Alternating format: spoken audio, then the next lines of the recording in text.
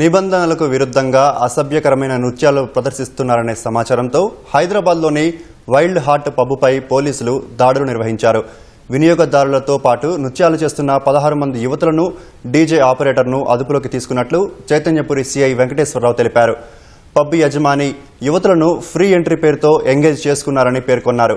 ఆ అమ్మాయిలను పబ్కు ఒంటరిగా వచ్చే యువకుల దగ్గరికి వెళ్లి వాళ్లతో అసభ్యంగా డాన్సులు చేయమని చెప్పి వాళ్లతో మందు తాగించుకొని బిల్లు అధికంగా అయ్యేలా చేసి కస్టమర్లను మోసం చేస్తున్నారని సిఐ వివరించారు.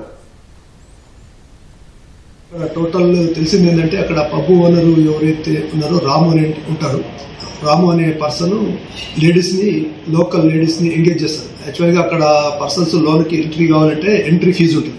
ఎంట్రీ ఫీజు లేకుండా ఫ్రీగా అని చెప్పి ఈ అమ్మాయిలకి లేడీస్ని తీసుకొని వచ్చి ఎంట్రీ ఫీజు ఇస్తారు. ఇచ్చిన తర్వాత ఆ లేడీస్ని డైరెక్ట్ ముందే ప్లాన్ తోటి ఎవరైతే కస్టమర్స్ లోన్కి వస్తారో అక్కడ కపుల్స్ కాకుండా సింగిల్గా జెంట్స్ ఉంటారు కదా, వాళ్ళ దగ్గరికి వెళ్ళేసి డైరెక్ట్ అబ్సీన్గా డైరెక్ట్ వాళ్ళతోటి ఉండాలని చెప్పి డైరెక్ట్ డ్యాన్స్ చేయాలని చెప్పి అట్లా చెప్పడం జరుగుతుంది.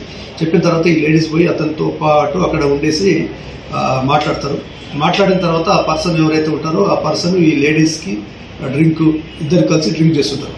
దీని యొక్క మోటివ్ ఏంటంటే ఆ పర్సన్ ఒక్కడు కాకుండా ఇద్దరు డ్రింక్ చేయడం వల్ల అతనికి బిల్లు ఎక్కువైపోయి ప్రాఫిట్ ఎక్కువ రావాలనే ఇంటెన్షన్ తోటి రాము ఇట్లా లేడీస్ని ఎంగేజ్ చేస్తారు.